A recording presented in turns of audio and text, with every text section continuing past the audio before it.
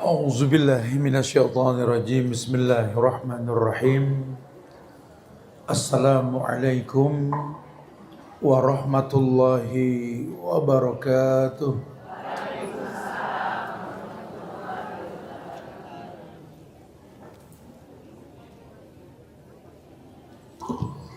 Alhamdulillah hamdan katsiran thayyiban mubarakan fi kama yuhibbu rabbuna wa yarda. Asyhadu an la ilaha illallah wahdahu la syarikalah wa asyhadu anna Muhammadan abduhu wa rasuluh.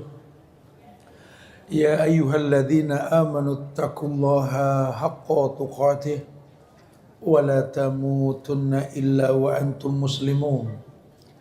Ya ayuhan nasu taqu rabbakumul ladzi khalaqakum min nafsin wahidah wa khalaqa minha zawjaha wa basa minhum rijalan katsiran wa nisaa'a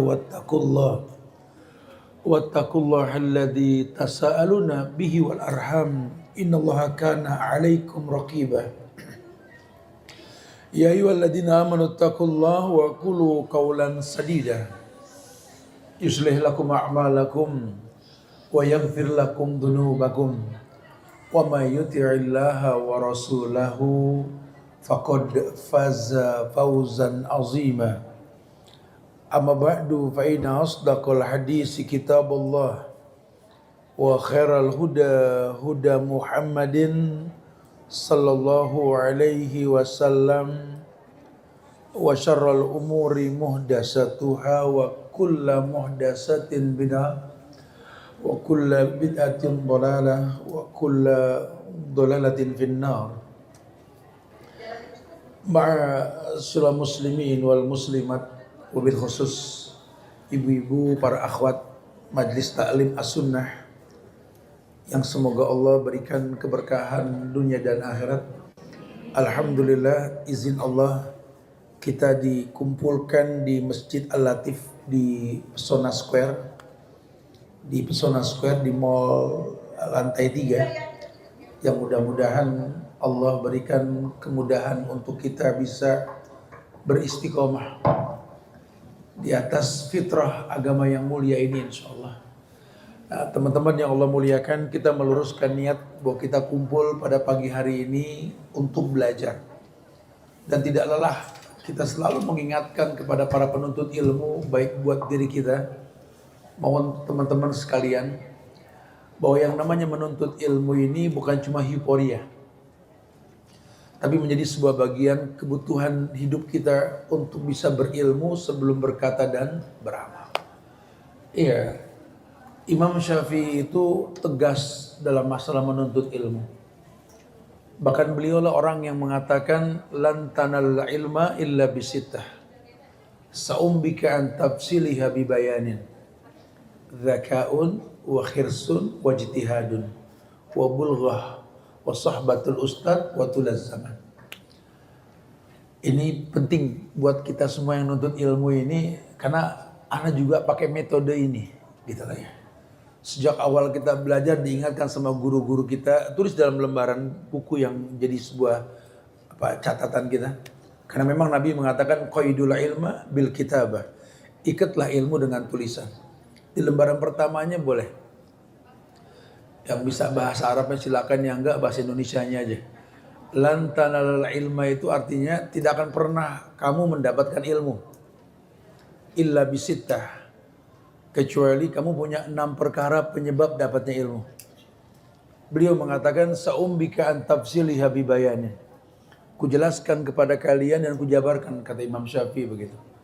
Tolong yang pertama, setiap materi yang disampaikan dimukadimahkan. Yang pertama zaka'un.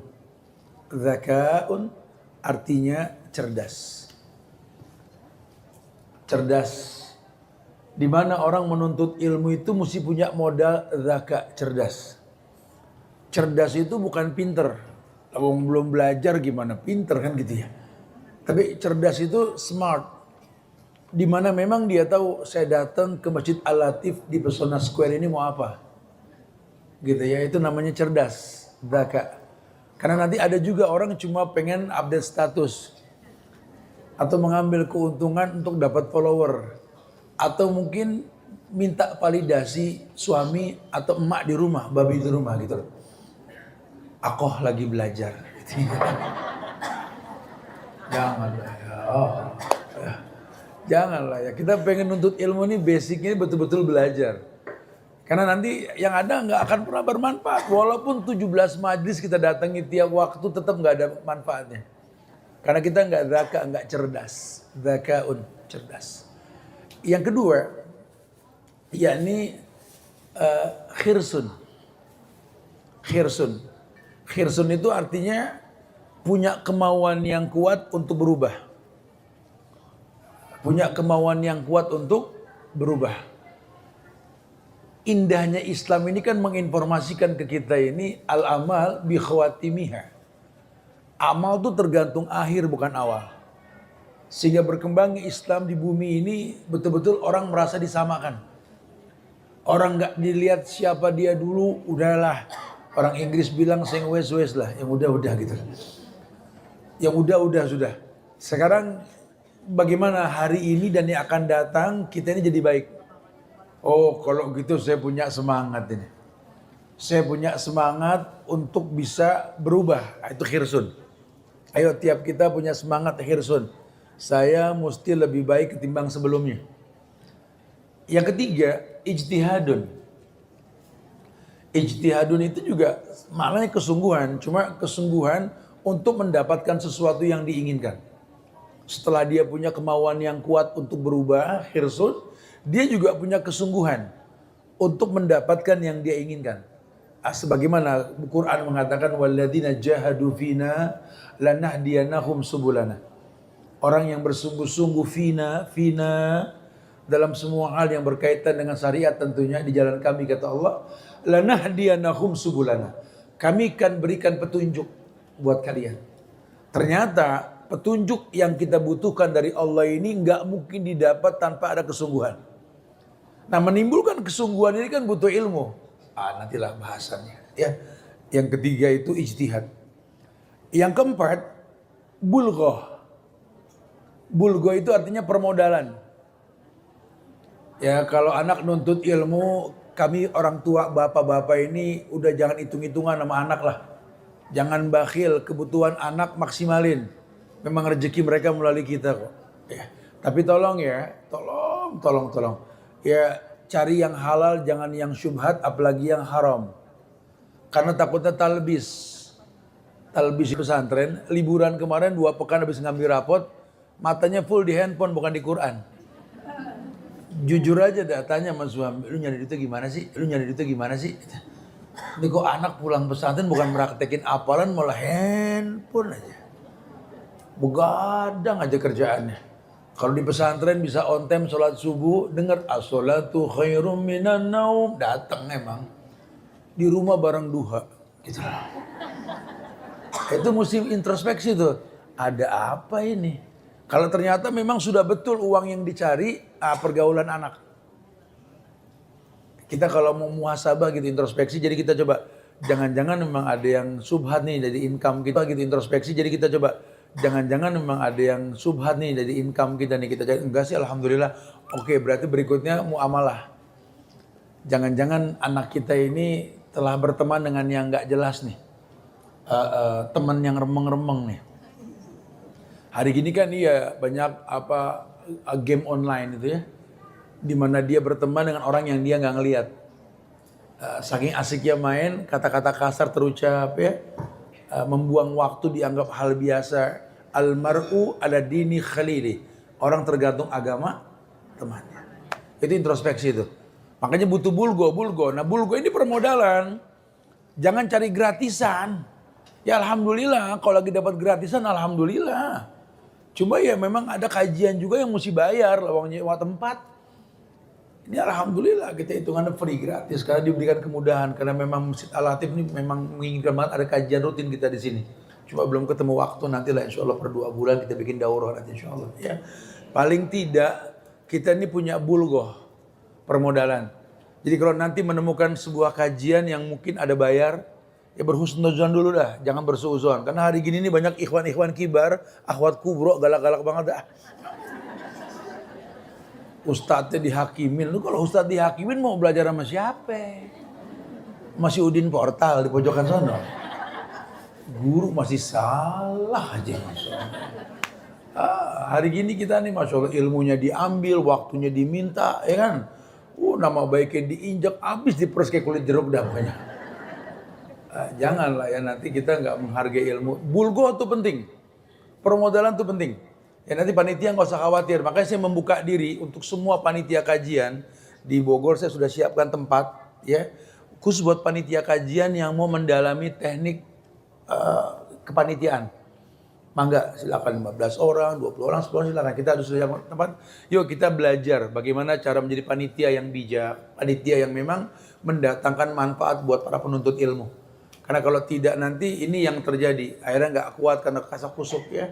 Urusan kajian bayar saja rame banget. Padahal dia kan nyewa tempat ya. Ada angka yang keluar. Sehingga akomodasi dan lain sebagainya belum fasilitas tapi membutuhkan dana. Keluarlah angka sekian. Ini gimana nih? Alhamdulillah ada donatur. Kalau nggak ada kan ada sponsorship. Kalau masih kurang kita bagi lagi. Oh ternyata keluarlah angka sisa 1 juta ini butuh 100 orang tuh 10.000 per nilai gitu loh. Itu angka itu biasa. Ya, habis kalau kajian masa kita bayar Ustaz? Itu anak sekolah tiap hari kajian gak sama gurunya. Suruh gratis mulai besok gitu loh.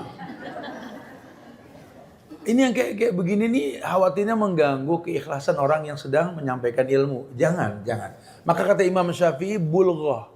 Setiap kita mesti tahu bahwa ilmu itu punya price, punya harga. Ada bulghah. Hatta anak-anak mahasiswa kalau cuma cari gratisan ke Madinah doang payah. Ya, hari gini banyak orang kaya cari gratisan. Jangan, ilmu nggak gratis. Di sana sentralnya ulama, walhamdulillah ada mukafaah. Cuma bukan target gratisnya. Bukan target gratisnya gitu lah. Memang punya price. Perempuan saja dinikahi mesti punya price. Dalam agama kan 5 liha. Nikahi perempuan yang pertama cari yang kaya. Jangan nikah sama perempuan miskin. Dalam artian punya nilai. Sebelum nikah pun dia punya price, punya kerjaan, punya income gitu loh. Sehingga laki-laki kalau nikah sama dia malu kalau ngasih nafkah. Perempuan mesti punya price. Jangan cuma modal tampang wani piro gitu loh. Ini bahaya. Bikin laki-laki malu kalau nggak ngasih nafkah. Kamu nggak kasih aku bisa. Gitu loh. Itu perempuan punya price namanya. Ya jangan cuma modal tampang. Akhirnya resikonya apa? Jadi pelari culture. Karena yang ditawarkan fisik. Lari mulu gak beres-beres. Ngencengin betis, pinggang, pinggul, pantat, dada. Allahu Akbar. Allahu Akbar. Yang begini bahaya. Tapi kalau dia punya price, dia punya angka. Fisik itu bukan nomor 1. Kalau cantik fisik nomor 1, Nabi gak nikah sama Khadijah. Khadijah orang tua 15 tahun lebih tua dari Rasul. 2 kali janda. Dan Nabi itu suami yang ketiga. Butuh jatuh bangun menjadi janda untuk dapat Rasul. Tenang para janda. Enggak, kita enggak ngebahas itu ya. Ya agama ini menawarkan price gitu, punya angka lah, punya nilai lah. Iya supaya orang hargain kita gitu loh ya. Sama dengan sekarang nih kayak Ustadz live gini. Ini kan nih produknya Majelis Talim As-Sunnah di Depok ini, bukan kaleng-kaleng. Karena yang nontonnya ini kan internasional. Berarti panitia mesti tahu kalau kajian ini yang nonton bukan cuma orang di pojokan Depok. Ini orang-orang yang ada di luar negeri banyak yang dari Hawaii, Singapura, Malaysia, Dubai. Semua nonton. Ini namanya Zaiful Hadarah. Peradaban yang dibuat hari gini yang kita berbuat sesuatu dunia melihat. Makanya saya bilang tadi panitia kajian juga mesti belajar terus. Lihat kepanitiaan kajian di Malaysia, di Hong Kong, di mana lihat. Supaya nanti kita membuat sebuah produk yang memang jariahnya itu mendunia. Ya. Kita pengen punya produk yang mendunia. Kan nuntut ilmu ini kan yang kita cari jariah. Waduh kalau bicara angka saya nggak mau datang. Ya, saya bicara jariah.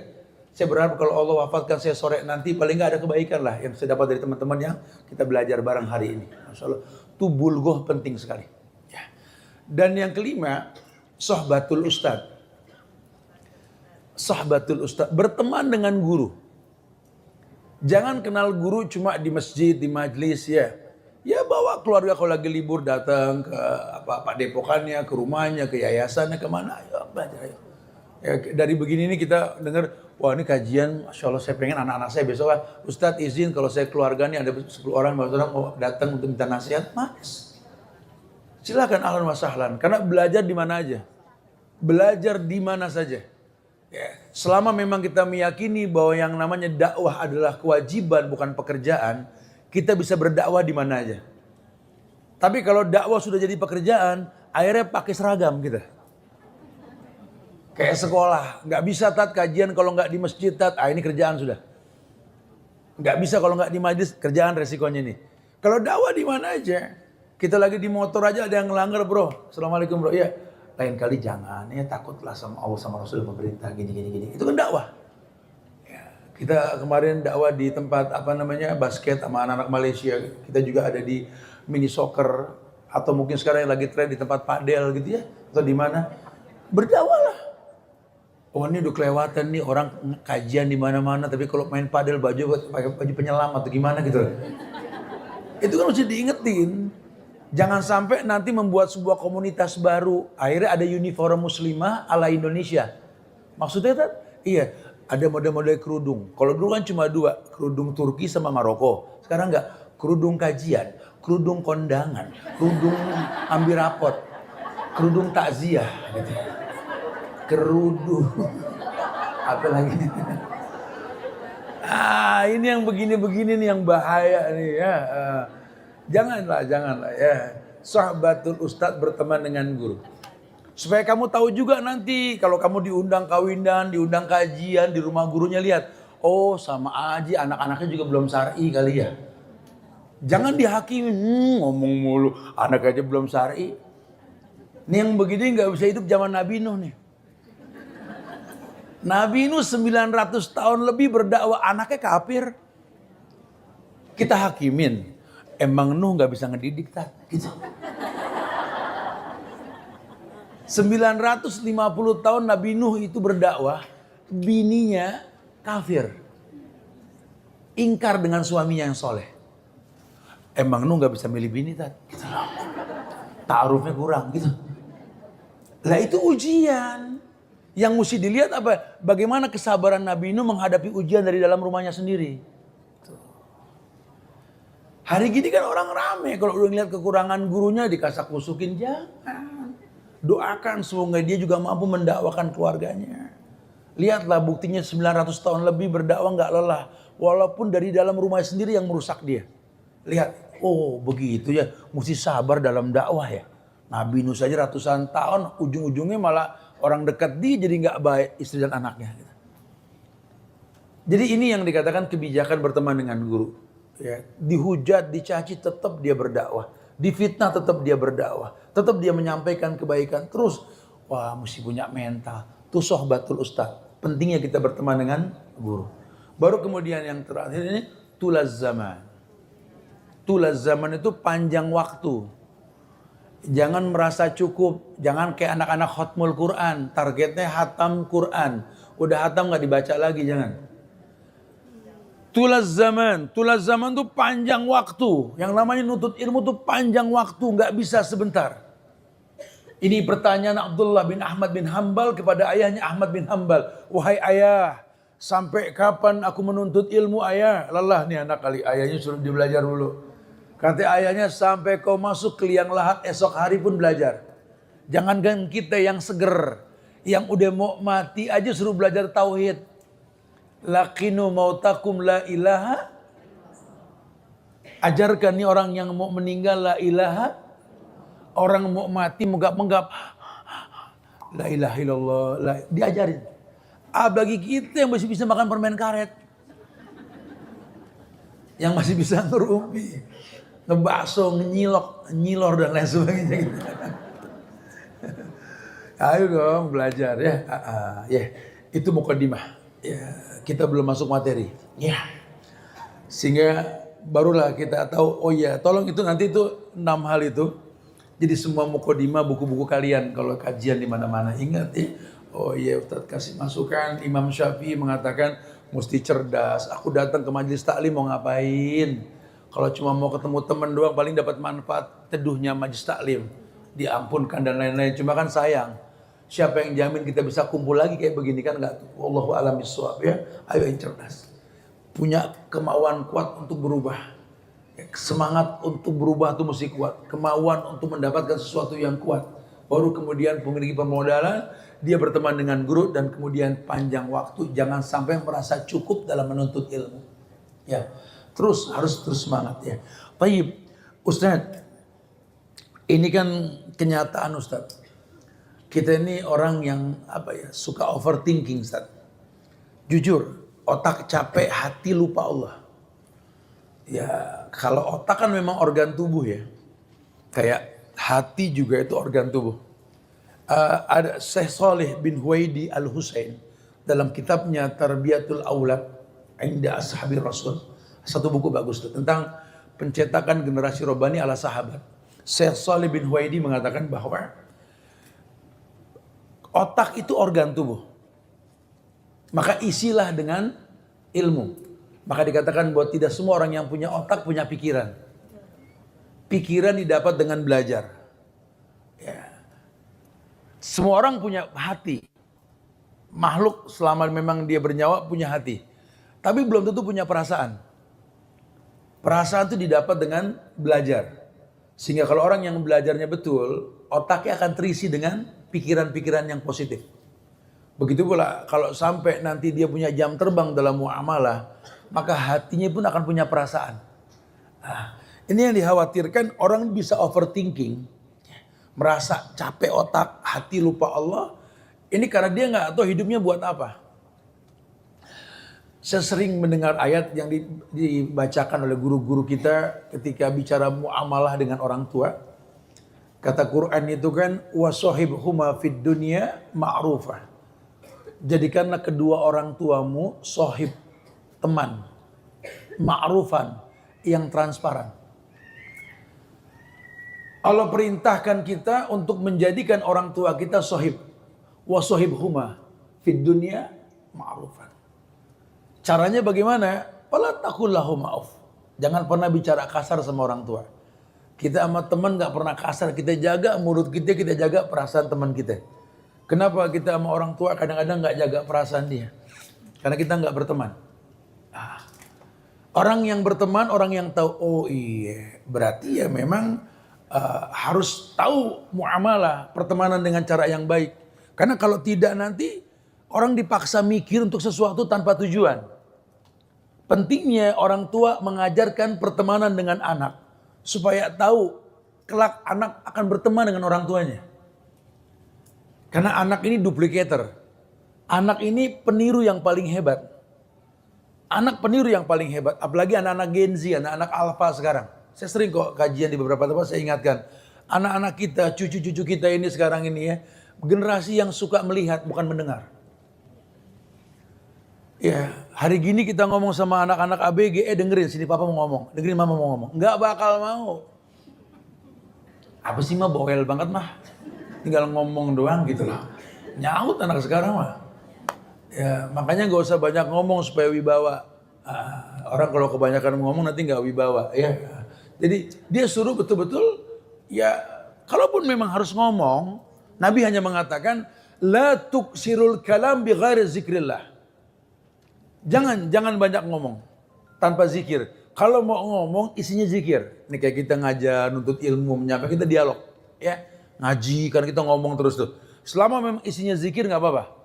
Tapi kalau pada akhirnya ngomong tanpa ada zikir, la tuksirul kalam bi ghairi zikrillah, inna kasratal kalam bi ghairi zikrillah qaswatun lil qalbi.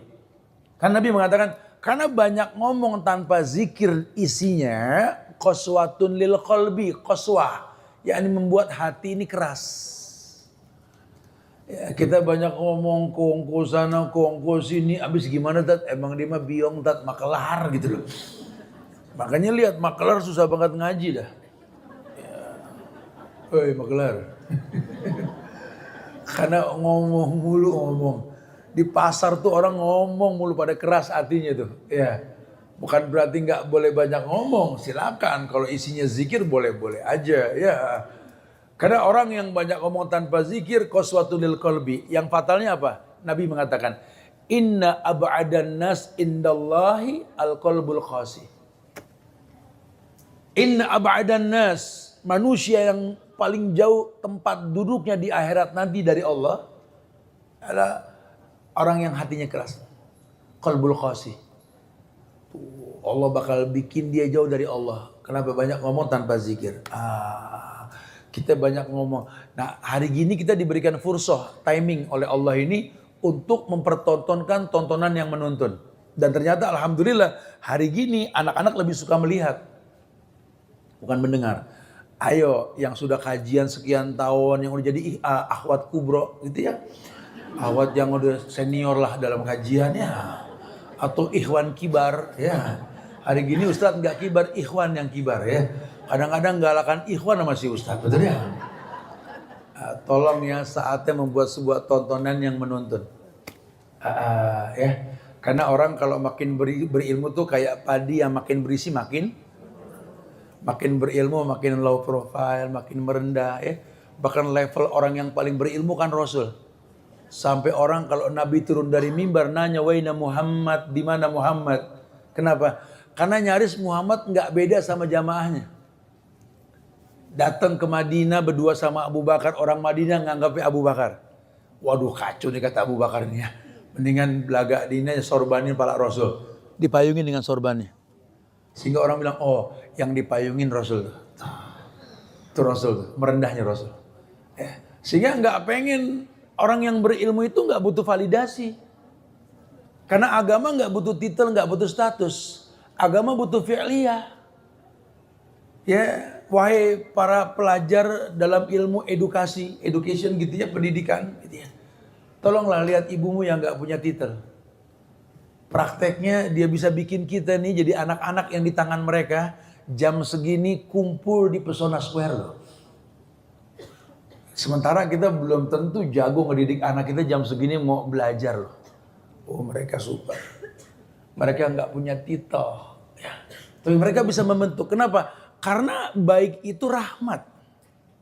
Baik itu rahmat. Wa inna rahmatallahi qaribun minal muhsinin.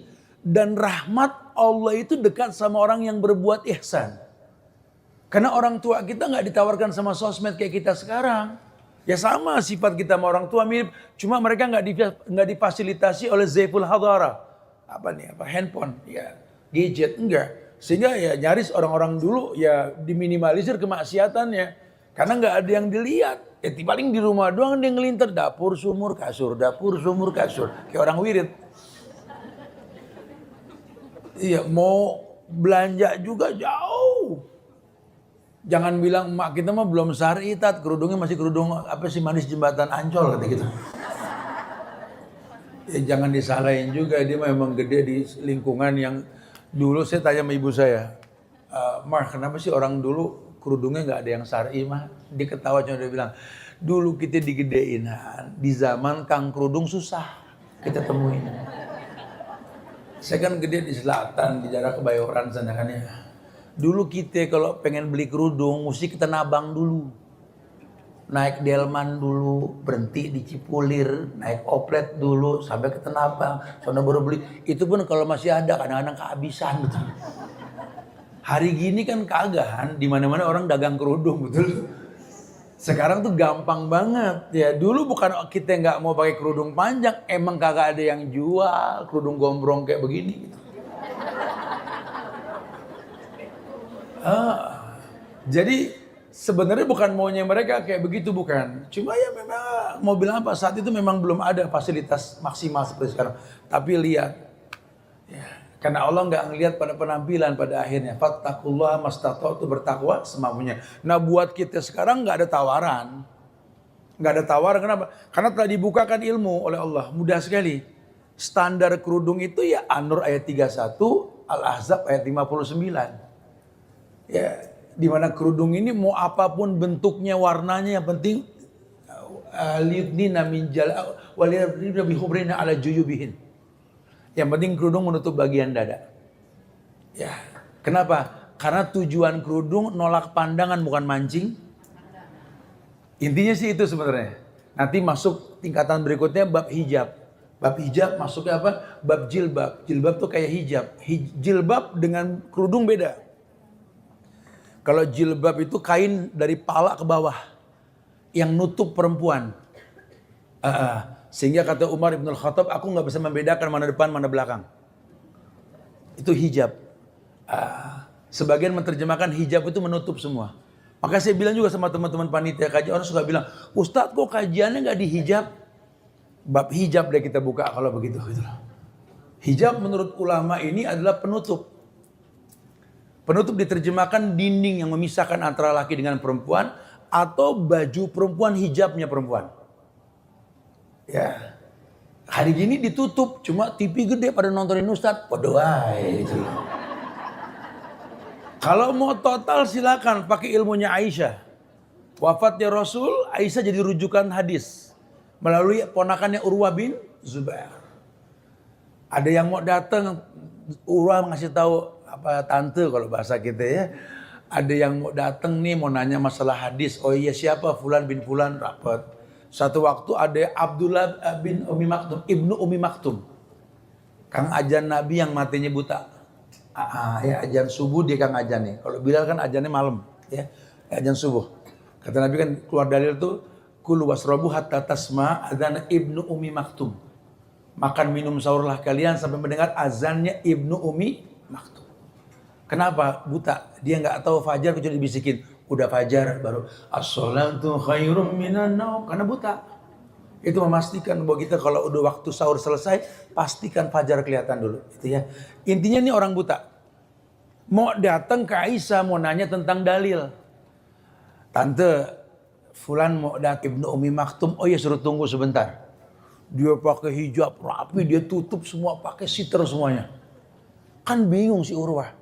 Tante, ini yang mau datang buta. Ngapain rapet amat bahasa kita gitu kali ya. Ngapain rapet amat. Apa dia nggak ngelihat.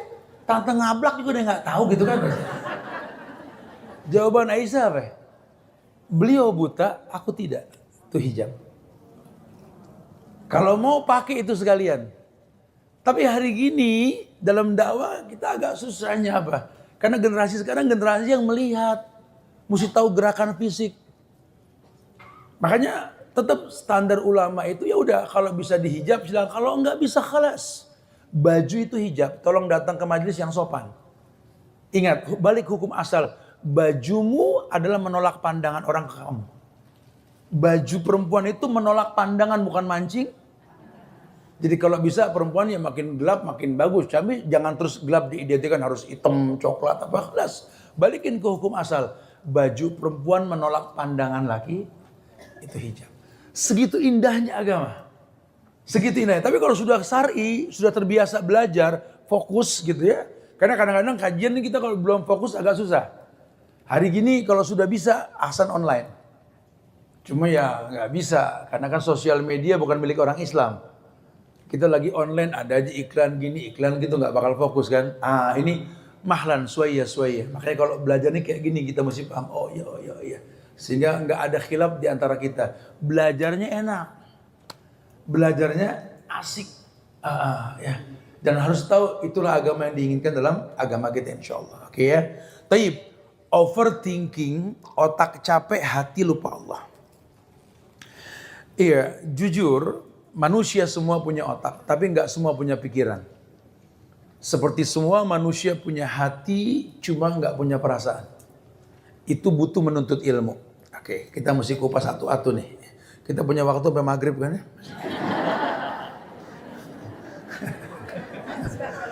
Oke.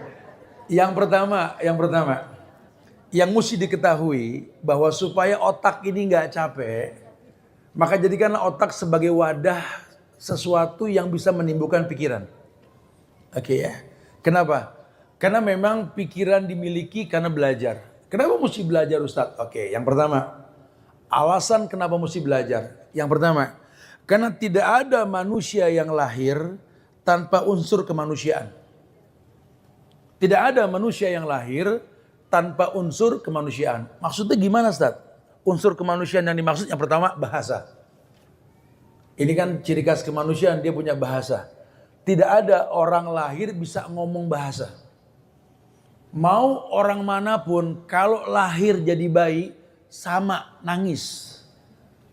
Dan kita nggak bisa ngebedain. Nah, ini tangisan bayi Jawa nih, ini bayi Sunda nih. Ini bayi Sumatera nih gitu. Nggak bisa. Semua bayi sama. Maka unsur kemanusiaan berbentuk bahasa itu nggak dimiliki kecuali dia belajar. Baik belajar dari guru langsung, memang dia belajar grammar ya, belajar nahu, sorob, belajar. Atau memang yaumiyah, di mana dia mendengar melihat kayak TKW TKI. Ya 3 bulan bisa ngomong Arab, gitu kan ya. Kok bisa simaah mendengar? Itu mesti belajar. Bahasa tuh nggak dimiliki. Kemudian yang kedua, yakni pikiran itu sendiri. Pikiran dan perasaan ini 2 hal yang nggak dimiliki oleh orang. Bayi itu nggak punya pikiran, nggak punya perasaan. Tengah malam nangis minta ditetein, betul. Coba kalau udah gedean dikit mah boro-boro kan bisa begitu ya. Pokoknya nggak, aku aus, jatahku mana mama. Sehingga orang tua tahu, ya mama kok bangun malam kenapa sih? Adek nangis minta disusuin, Masya Allah. Nggak ada yang bayar per liter air susunya. Nggak ada yang gaji bulanan ketika menyusui, itu mama tuh. Ya mau nggak mau sudah memang anak mama. Mama selalu menyiapkan maklum. Maka dibilang mama tuh madrasah. Madrasah itu isinya orang khiyar. Siapa tuh khiyar? Sifatul ulama, sifat ulama. Maksudnya menyiapkan maklum.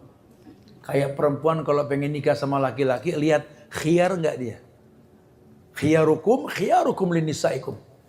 Yang paling baik laki-laki di antara kalian, kata Nabi, yang paling khiyar dengan perempuan kalian.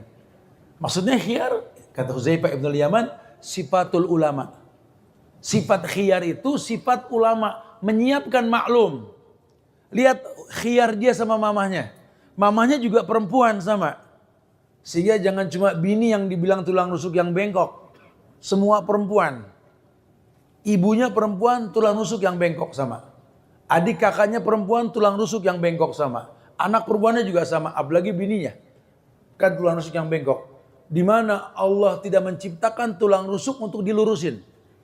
Pasti patah. Tidak boleh dipaksakan tulang rusuk dilurusin. Karena apa? Tempat dia di tempat yang paling atas namanya Abdillah. Maka perempuan dinikahi diletakkan pada sebuah posisi. Jangan dicari tempat yang bukan tempat dia. Ingat, wahai laki-laki, ini perempuan tulang rusuk bukan tulang punggung. Gak bakal kuat nahan beban.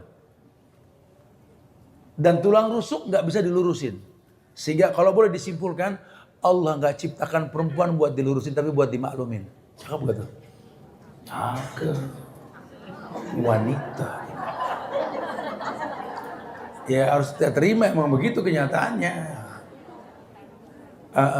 Jadi ya Nabi Nuh aja nggak bisa ngelurusin pasangan ya kan. Adam mau nggak mau dah yang minta bini lagi anteng-anteng di sorga sendiri. Libido timbul, pengen punya lawan jenis. Itu awal masalah. Awal ujiannya kan di situ. Awal ujiannya. Akhirnya Adam bukan nggak tahu tuh yang namanya buah huldi. Allamahul asma kok. Allah ajarkan semua nama, masa huldi nggak lewat satu? Pasti tahu. Itu bertahun-tahun sendiri di sorga nggak disenggol tuh buah huldi. Pas ada si Hawa. Kamu enggak, itu masih di sorga bro, kan gitu ya. Hawa tuh, makanya kan ada istilah kan Adam nggak nafsu, Hawa yang nafsu, betul? Mana ada Adam nafsu, ada Hawa nafsu, betulnya Hawa nafsu. Itu dari situ awal istilah tuh. Nggak apa-apa bu, kita bukan saling ngejelekin, nggak, emang bener. Makanya doa Adam ketika tahu pasangannya mengajak dia berbuat salah, dia yang minta maaf, bukan Hawa yang minta maaf. Adam bilang apa? Rabbana zolamna anfusana. Duhai Tuhan kami, Tuhan Adam dan Hawa, laki nih. Zolamna angpusakine, zolamna angpusana. Kami Adam dan Hawa zolamna berbuat zolim, angpusana pada diri kami.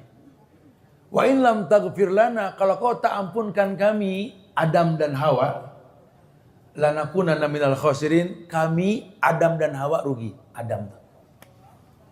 Kalau lelaki sejati akan begitu, tiap malam dia bangun cuma buat minta ampun pada keluarganya. Ayat yang maju, fa'fu anhum wastaghfir lahum wasabirhum fil amr. Fa iza azamta fatawakkal 'ala Allah. Kamu masih berhubungan dengan manusia? Iya. Fa'fu anhum. Siapin maklum. Jangan tuntut manusia sempurna, enggak ada yang sempurna. Kullu bani Adam khata. Fa'fu anhum, siapkan maklum. Wastaghfir anhum, siapkan maklum. Wastaghfir lahum, minta ampun sama Allah buat mereka. Wasyawirhum fil amr, ajak musyawarah mereka. Kalau kita ngomel boleh, tapi jangan dibiarkan, ajak musyawarah. Salah bilang salah, boleh dihukum, cuma jangan dimusuhin. Dirangkul. Wasyawirhum fil amr. Buat kamu secara pribadi, faida azamta fatawakkal 'ala Allah. Buat kamu secara pribadi, kalau sudah azamta, bulat tekad, fatawakkal 'ala Allah, bertawakalah. Kenapa? Karena di depan ujian banyak. Dengan tawakal, wa yarzuqu min haitsu la yahtasib. Kalau kamu bisa tawakal, Allah kasih rezeki di tempat yang tadi duga-duga. Kalau kamu bisa bertawakal, fahuwa hasbuh, Allah jamin kamu. Kalau kamu bisa bertawakal, wa may yatawakkal Allah, fahuwa hasbuh, dijamin sama Allah. Orang yang bertawakal sama Allah diberikan makhrajan, yaj'allahu makhrajan, solusi. Wa may yatawakkal Allah, orang yang bertawakal kepada Allah, yaj'alahum furqanan, punya kemampuan membedakan yang hak dan yang segitunya tuh. Supaya tahu kita disuruh belajar. Supaya nanti kita ini nggak overthinking. Karena apa? Karena otak capek. Ya iyalah capek. Lawang dipakai sesuatu yang dia nggak paham. Jadi kayak orang yang nggak biasa belajar disuruh belajar, ngebul. Saya kajian di Jakarta dan sekitar Indonesia secara umum, masuk tahun ke-22 nih. Nggak berasa udah lama kita ngajar dari tahun 2000-an lebih ya. Ini Masya Allah ya. Kebanyakan ini majelis taklim ini tablik akbar. Kalau udah mulai belajar khusus, waduh itu seleksi alam. Dari 20 tinggal 2 ujung-ujungnya gitu. Itu pun karena ngebul ya. Jadi kalau kita kasih materi baru langsung mukanya berubah. Jadi saya harus pandai-pandai mengemas kata nih ya, untuk sedikit mengulang begini begitu supaya mereka betah aja dulu dah, agar tahu nih, oh kajian begini, kajian begitu ya. Iya, Masya Allah. Yuk, yang pertama kita nuntut ilmu. Kenapa? Karena manusia terlahir tidak punya unsur kemanusiaan. Bahasa tidak punya ya, pikiran nggak punya, perasaan nggak punya, akhlak juga nggak punya. Nggak ada bayi punya akhlak. Dari dalam kandungan udah nendang-nendang perut emaknya. Gak ada akhlak. Kan itu butuh latihan ya supaya punya akhlak. Akhlak ini kan apa ya, kombinasi antara apa ya, ilmu dan perbuatan ya, yang dimiliki oleh manusia gitu loh. Oke, yang kedua, kenapa kita mesti belajar? Yang kedua, yakni yang pertama, tidak ada manusia lahir dengan unsur kemanusiaan. Di mana unsur kemanusiaan tersebut yang pertama adalah bahasa, pikiran, perasaan, dan akhlak. Oke, itu yang pertama. Yang kedua, yakni kenapa mesti belajar? Karena belajar ini membentuk kesadaran diri kita. Dengan belajar tertanamkan pentingnya mencapai idealisme tinggi dan tujuan-tujuan besar dalam jiwa kita. Dengan belajar kita bisa idealis. Sehingga kita bisa fokus. Waduh, kita kalau nggak belajar pakai sosial media kayak gini nggak bakal fokus. Ini datang banyak, mungkin ratusan datangnya. Ini yang online lebih ribuan, yang lebih banyak lagi nih. Itu belum lagi ada isinya buzzer-buzzer yang menghantam. Kebayang kalau kita fokus dengan komentar-komentar orang, nggak bakal fokus. Ini butuh jam terbang kita untuk betul-betul fokuskan pikiran. Caranya bagaimana? Belajar.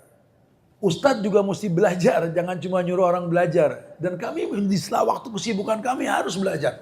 Harus belajar. Ya kalau kita ngikutin komentar orang, waduh. Biasa kita tidur habis Isya. Habis Isya tidur nih. Ya, ntar bangun jam 11 mulai start. Nah, mulai kita kajian, ini ngobrolnya selalu online. Masih ada yang nyaut, Ustadz malam online. Ya nggak ada beres ya kita kalau ngomongin orang ya. Karena munas layan tahi, omongan orang nggak ada selesainya. Belajar, harus belajar. Ya. Kenapa? Karena belajar itu membentuk kesadaran diri kita. Tertanamkan pentingnya mencapai idealisme tinggi. Kamu nggak mungkin sukses kalau nggak idealis. Ya, kita mesti punya jiwa idealis. Idealis itu karakter yang menjadi sebuah ciri diri kita. Ya, bukan cuma pakai baju. Ya, tapi ingat, ini bukan cuma masalah fashionable enggak. Karena hari gini kan orang cuma dituntut pakai fashion tapi nggak fashionable.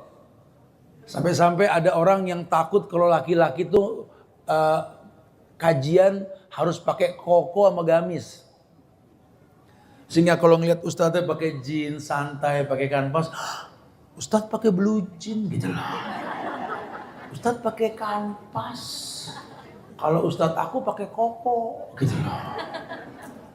Ya Rob. Masalahnya di mana? Ya memang ustadz pakai koko ustadz, bukan pakai blue jeans. Nyambung gak ya? Ustadzun bahasa Arab, koko bahasa Cina, nyambung gak gitu loh? Kok bisa ya ustadz harus pakai koko? Dari mana dalilnya gitu loh? Ini kan bahaya sekali pemahaman seperti itu.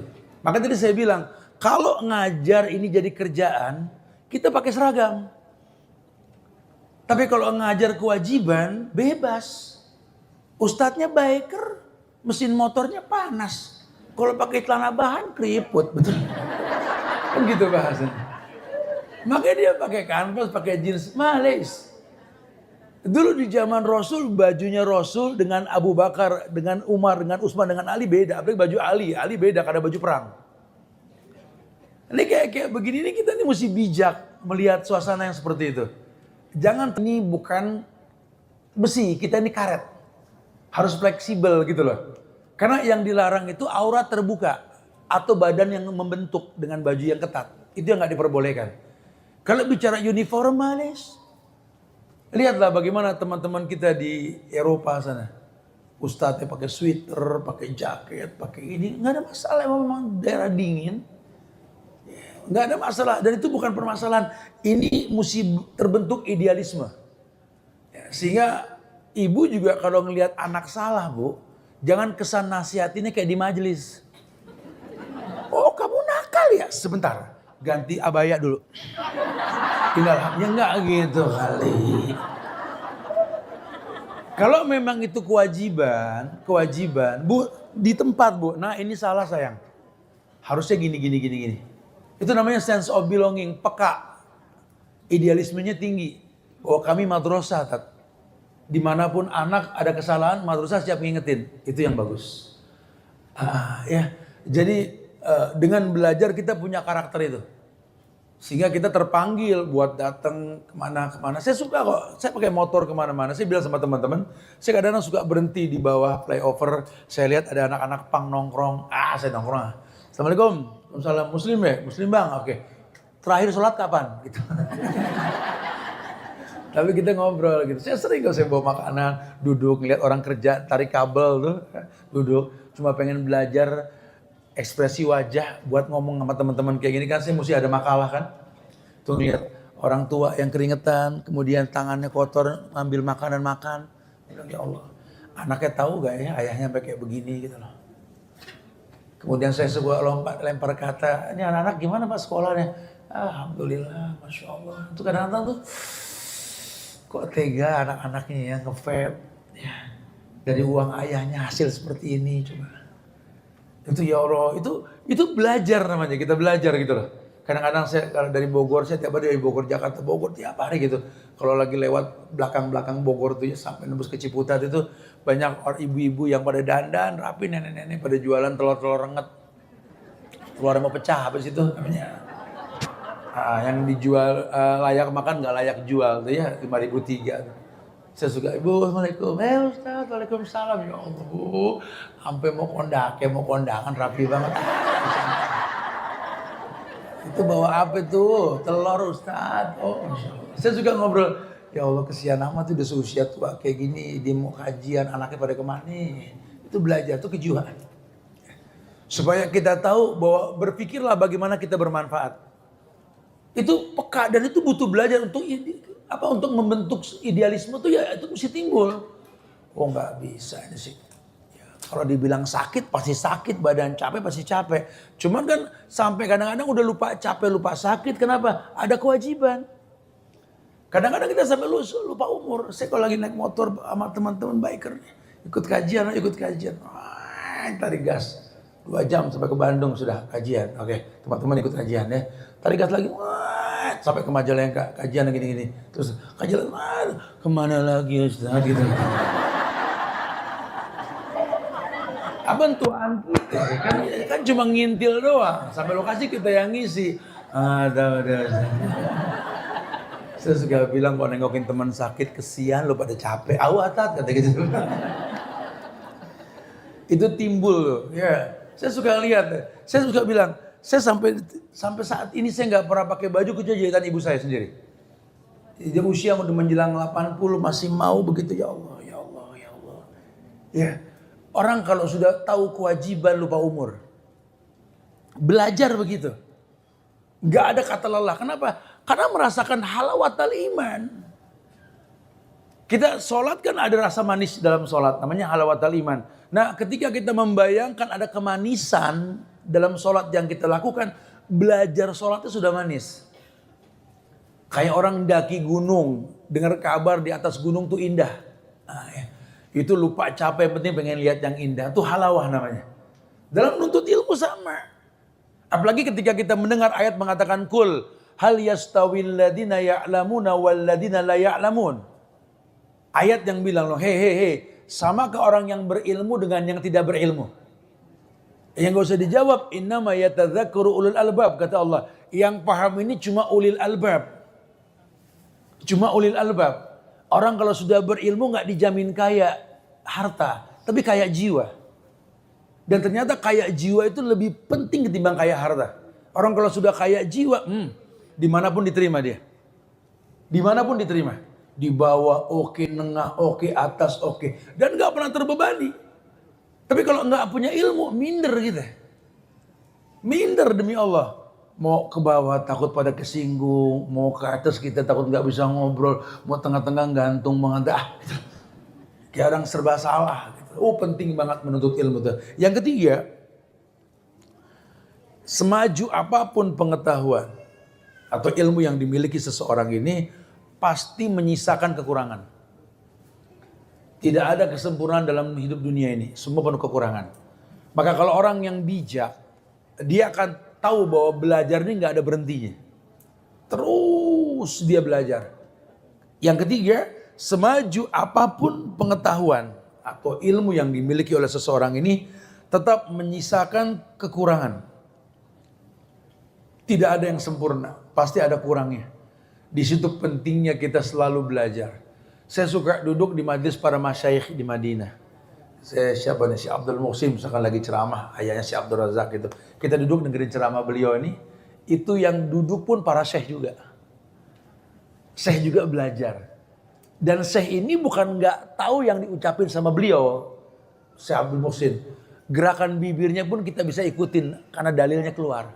Saking apa? Saking kita apal yang bakal disampaikan. Ternyata memang muhasabah itu penting. Mengulang-ulang pelajaran itu penting sekali. Apalagi kalau mengulang itu dengan harapan. Ada hadis yang mengatakan, innallaha yuhibbul mulihina fid du'a. Kata Nabi, Allah tuh paling suka orang yang mengulang-ulang harapan dalam doa. Innakuna raghibun. Karena kita orang yang berharap. Ya kita berharap lebih lancar, lebih enak, lebih luas. Ditambah lagi kalau dia sadar, kalau dia manusia, makhluk yang beradaptasi. Manusia nggak berevolusi. Enggak ada perubahan dari monyet ke orang, enggak. Manusia tetap, cuma dia beradaptasi untuk jadi orang baik dalam agama, ya, beragama dengan baik, enggak perlu jenius. Untuk jadi penghafal Quran enggak perlu jenius. Untuk jadi orang yang alim enggak perlu jenius. Tapi apa? Istiqomah. Apa istiqomah? Merek masjid, bukan merek masjid ya. Al istiqomah. Istiqomah itu ini rutinitas, ya. Jadi continue, terus tuh istiqomah. Makanya dalil Quran itu iqra, baca, bukan ihfaz, hafal, bukan. Durasi Anda membaca, insya Allah Anda bisa hafal. Iqra, bukan ihtam, hatam. Durasi Anda membaca bisa hatam. Maka buat hafal Quran durasinya. Tolong deh yang di rumah sudah punya rumah, ya alhamdulillah baik beli maupun kontrak. Adalah di pojokan-pojokan rumah tuh salon kecil lah yang Quran tuh disetel terus. Yang pakai mobil ya. Kalau mobil nyala tuh Quran bersuara langsung ya. Coba deh seminggu aja dengerin juz 30 sampai hancur tuh kaset itu. Apal insya Allah. Apalagi kan Quran antara huruf dengan ucapan kan mirip. Alif, lam, mim, pas banget kan?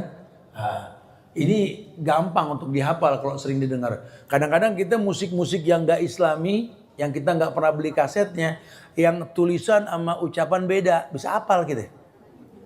THE dibaca de, unclek dibaca angkel ya, angel dibaca angel gitu kan.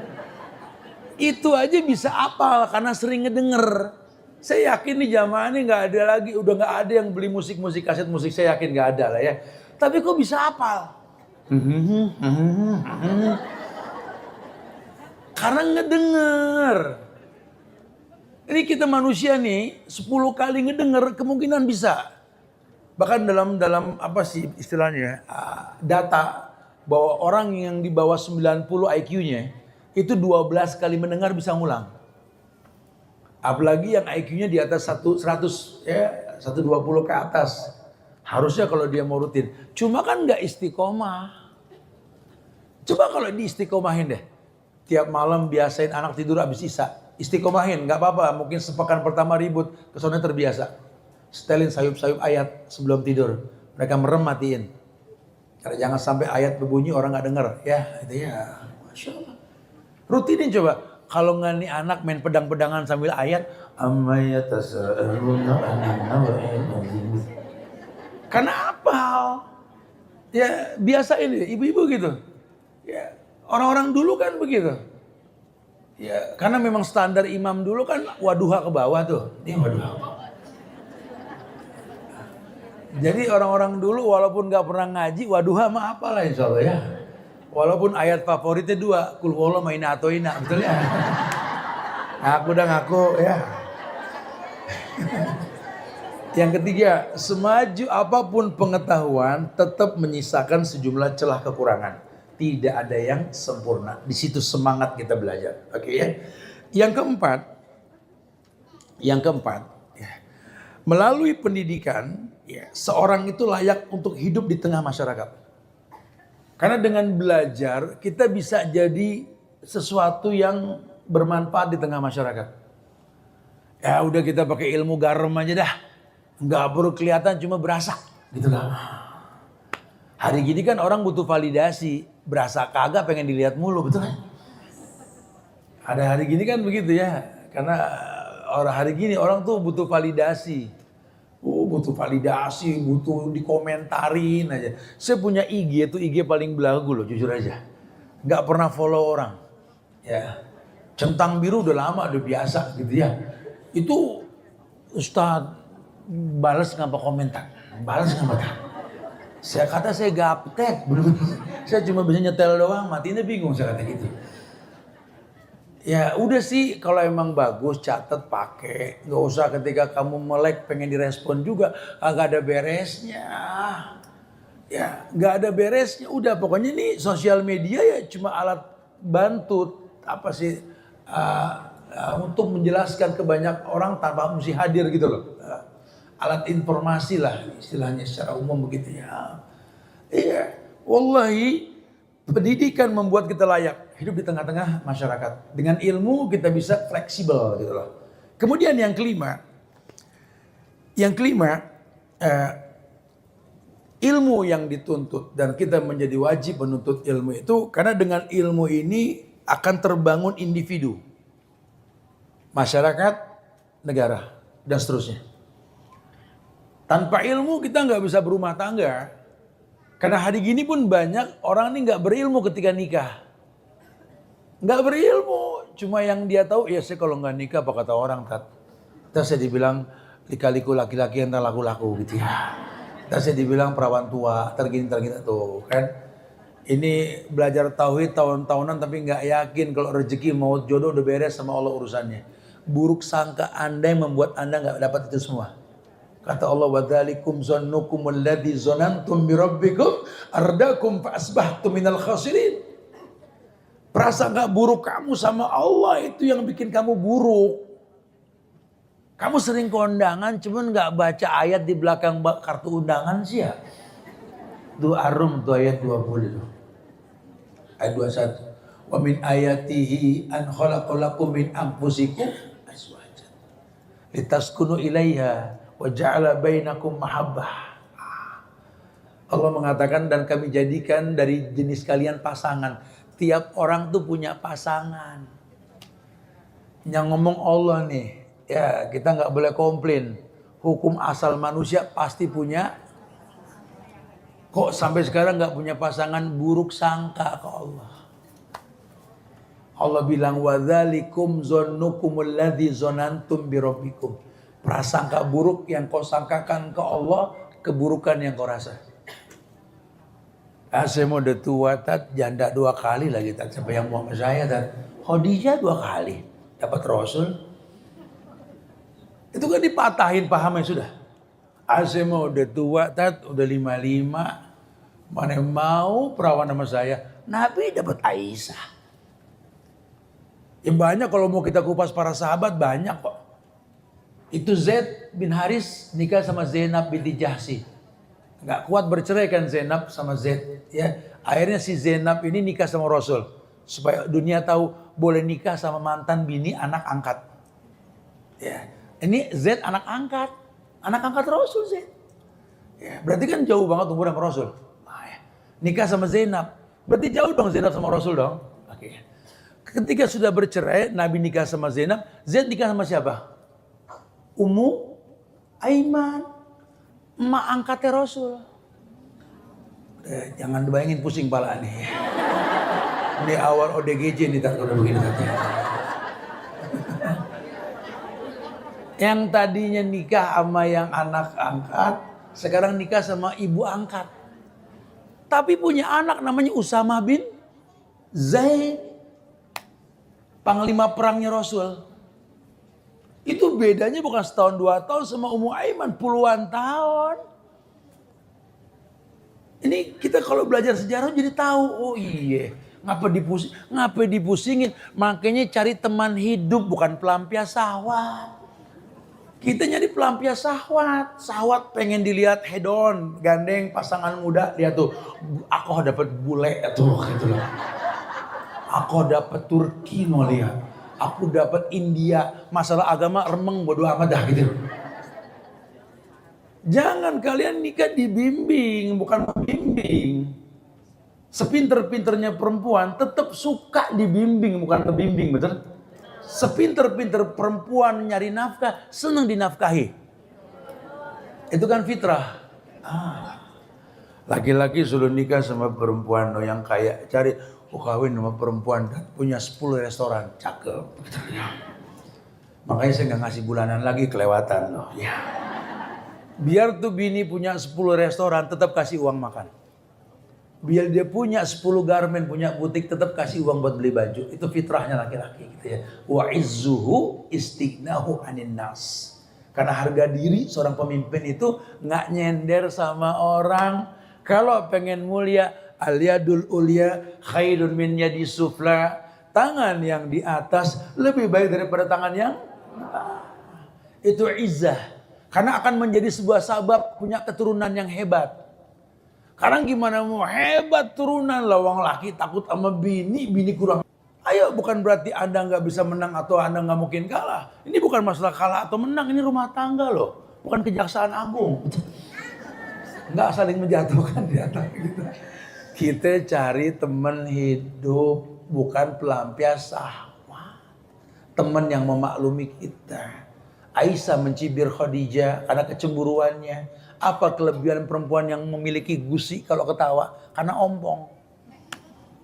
Khadijah ompong. Segitunya. Jarang dibahas detail kan?